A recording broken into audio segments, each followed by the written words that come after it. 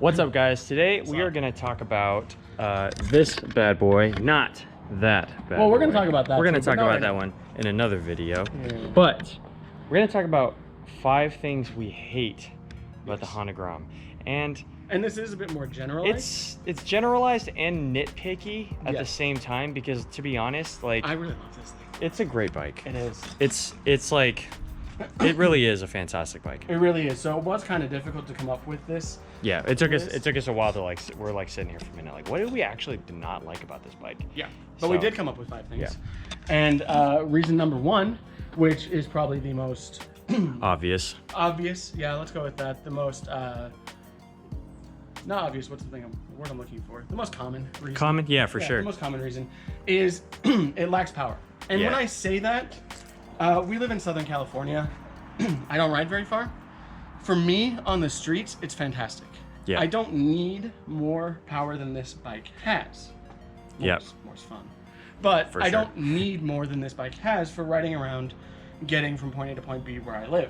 If you live in a place where you need to get onto a highway to get to town or anything of that sort, it's not that good of a bike for you, because top speed 63 miles an hour. Yeah, I would not want to take this on the freeway. You know, it's funny because there are people around here who do take their Groms on the freeway. No. I wouldn't take anything with a small tire on the freeway. No, I agree with you. And this is definitely not that type of bike. When you're on the street, it feels great. Yep. Not really an issue. Definitely feels slow, but it feels fine. Yeah.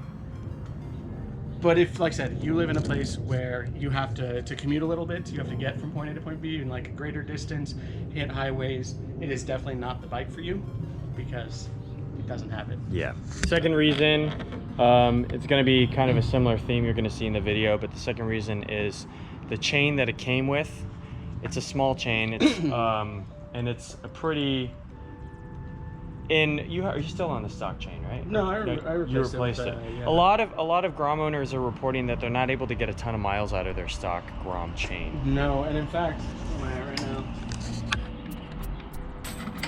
The chain on this probably got replaced at 3,600 miles. That's so early. And that's pushing it. Yeah. That's pushing it. A lot of people are reporting they get like 1,000, 1,500 miles out of the stock chain, which is... That's crazy. It's so, like, it's just a super basic reason, but the stock chain sucks. Yeah. So as soon as you can, replace that thing. Yeah. Take as good of care of it as you can, but you know, chains aren't expensive, so just do the thing. Yeah, exactly. Same thing with tires, as would be our reason number 3. The factory tires. I know they made 2 different factory tires. I don't have experience with whatever the other one is. I have experience with the Kendas, which is what this came with.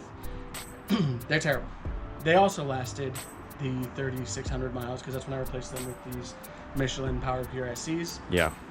But Kendas are really like a scooter tire, right? They are, like don't really grip. Like you said, you would slide. I would slide, and I mean, like, I wouldn't be doing anything very stupid. I would go through a puddle in a turn and like not fast, and the rear would start to come out. Yeah, that's quite hairy. That is pretty bad for the kind of, again, power this bike puts down. It doesn't put down a lot of power. It's not like you're just like, you know, doing anything that dumb when you're going through a puddle or going over some dead flowers. And no, literally, I was dead flowers are scary to ride over, though, for real. They are. Like, they're like banana peels. Well, dude, I didn't even know, because like I was going into one of the driveways around here, and I was just like, oh, whatever. And then all of a sudden, I'm just like, oh, yeah, maybe, yeah, right, yeah.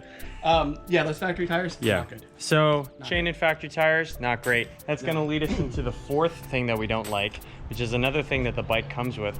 As you can tell, recurring theme, all things that have now been replaced on the bike because there were things that bugged him. Yeah, that it's were like, not good. Yeah, I guess you could say these are things that we hated because he did take care of them. Fix them. The OEM Honda accessories. So we're talking stock levers, stock grips, stock fender, stock grips, things like That display is the same display on a CBR 300 and a CBR 300R and all that fun stuff. Yeah. So the thing that I just don't understand about Honda is that like they've been using like the same levers for like 20 years. Yeah. And it's like, and they're not good. I don't know. Like you see when like Ducati, like they use the same levers too, but their levers are cooler. Yeah. You know, like just change your design. Like I know you guys are trying to like save money and use it. It's like Nissan does the same thing. They use like a VQ and everything. But like, you know, it's but at least it has a reason for it versus these stock Honda levers. Yeah. This kind of stuff. So like, can we make the stock lever from an RC51 fit on a Grom? Probably. From 15 years later? Yeah. And like, that's the same thing. Screw it. Let's do it. You know. So it's one of those things where it's like the stock accessories, especially the stock fender, was super ugly. Huge. It literally came to like obviously, when it comes to these bikes, there actually is a regulation by law.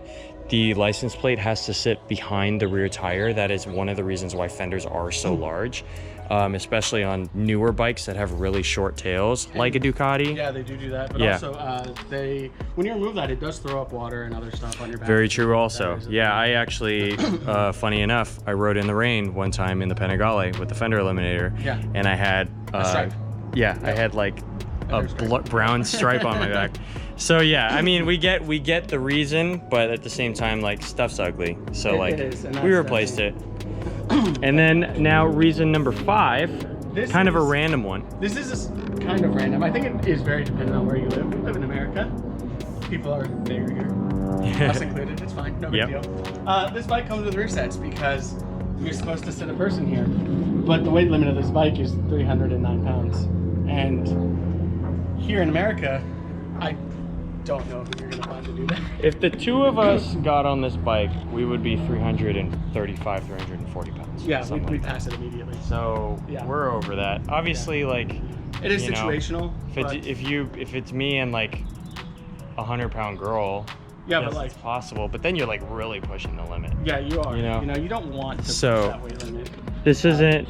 I mean, definitely in certain Asian countries, like me being half Vietnamese, I've been to Vietnam.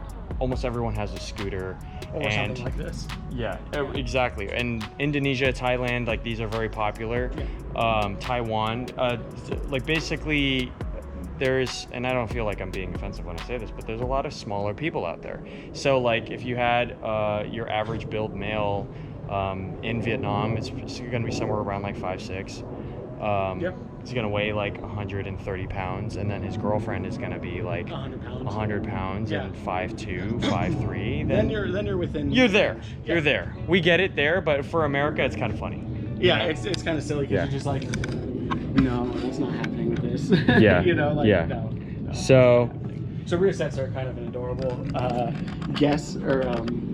I like the way they look though because they remind me of the Monsters. They do look very The Ducati Monster rear set to passenger peg setup is very similar. Like if you got aftermarket rear sets for a Monster, you would automatically lose the rear pegs, and it's kind of a similar situation here.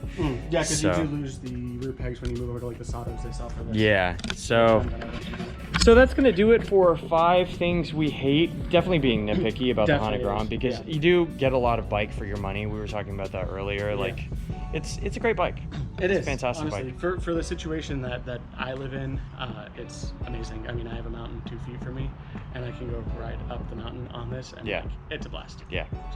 So let us know what you guys thought. If there anything that you hate about the Grom or that you love, or if you think our reasons are BS, let us know. Yeah, by all means. And if you like the video, please make sure to like, subscribe, ring notification bell, and we'll see you in the next one. And we appreciate you guys.